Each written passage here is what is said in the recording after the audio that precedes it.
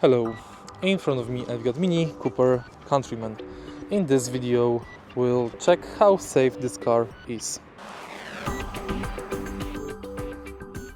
According to car statistics and specification, the Mini Cooper Countryman R60 has decent safety ratings for its time, but it may not match the latest standards in 2025.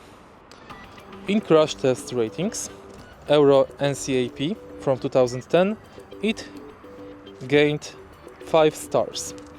Adult occupant protection 84%, child occupant protection 83%, pedestrian safety 63%, and safety assist 71%. Let's talk about safety features of this car. In standard version, it has ABS, stability control and traction control, front, side and curtain airbags, and ISOFIX child seat anchors. In optional versions, higher trims or as extras, it also has adaptive xenon headlights, rear parking sensors and automatic braking only in later models. What to watch out for in 2025? Lacks modern safety tech like blind spot monitoring, lane keeping assist and automatic emergency braking. Small overlap crash protection isn't as strong as the newer crossovers.